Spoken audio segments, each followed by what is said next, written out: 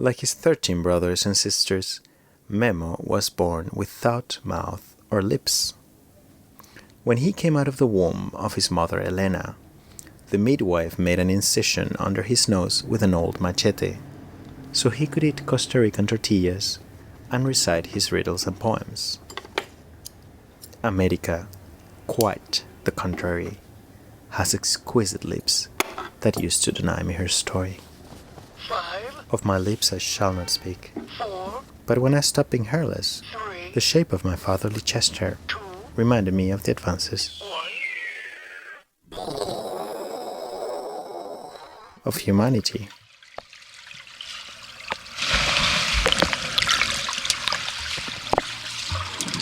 The closest I ever saw America to tears was her silence. When our eldest sister fled and married without her consent. To make things worse, the groom was so-called black, something that might have been intolerable to a so-called healthy Memo. But Memo, like every man and woman in Panama, would have denied any racism. Today, America swims and plays with the offspring of that union, her beloved grandchildren. And yet occurrences such as these are not strange in America, a strong, beautiful, and otherwise intelligent continent.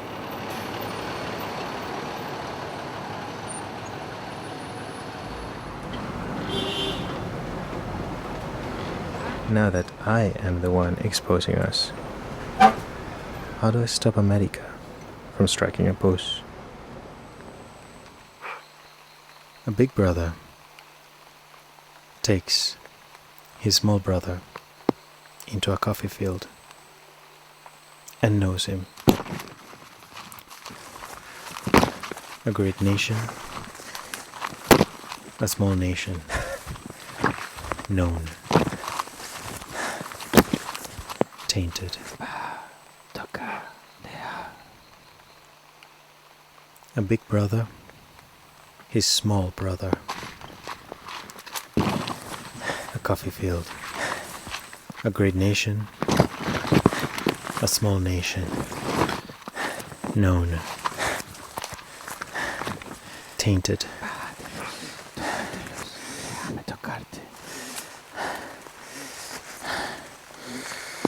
A big brother, his small brother.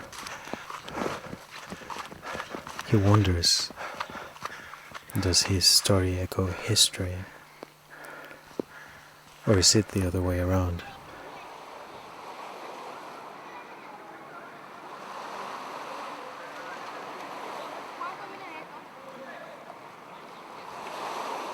After waking Memo up and cleaning his feces in the mornings, America and I used to joke, if shit was worth as much as oil, we'd be millionaires.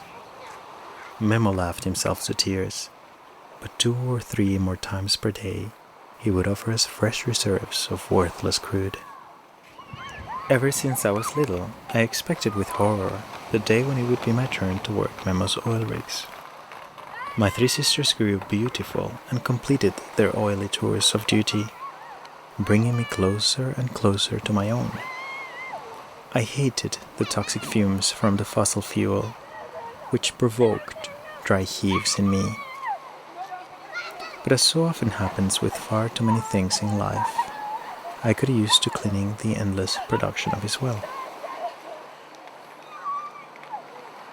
Then came the end. The end of Panama, and its beginning. In her midnight stupor, my second oldest sister, whom I shall call Fania, mistook the thunderbolts of apocalypse with America's beating heart. 1, 2, 3, 4, 5.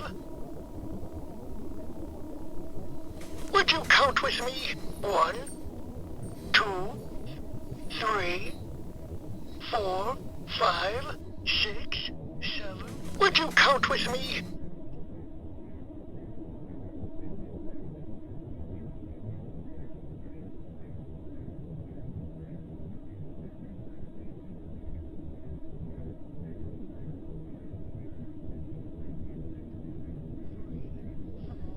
Five, 6, 7, 8, 9, 10.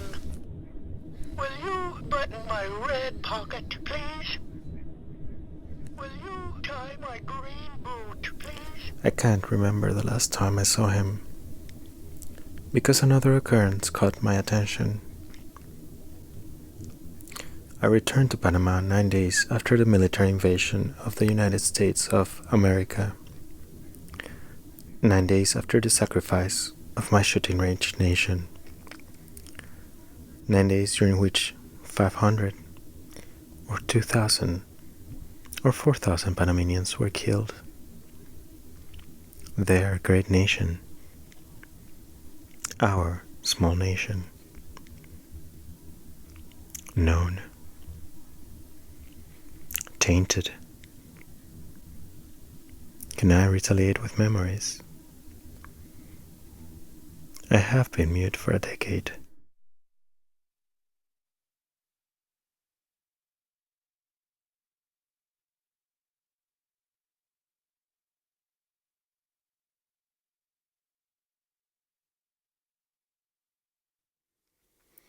Another occurrence caught my attention, and memory remained ignored by my cameras. I can no longer recall the last time I saw him. I did not realize I would never see him alive again.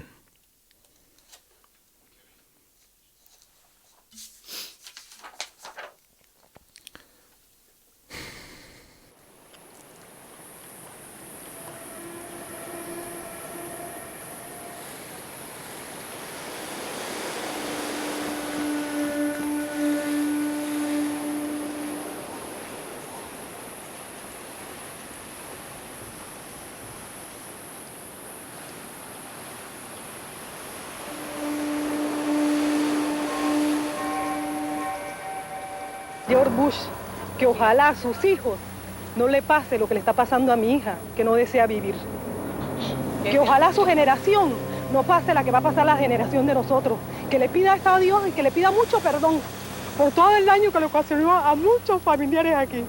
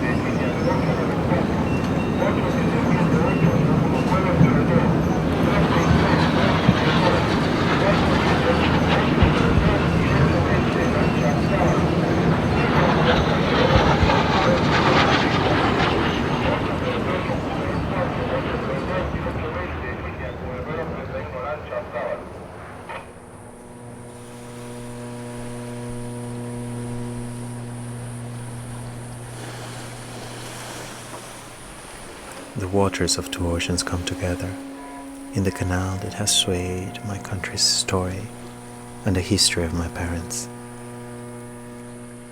I wonder if its story echoes their history, or if it is the other way around. My father Memo, whose heart gave up. My mother America, who lives on.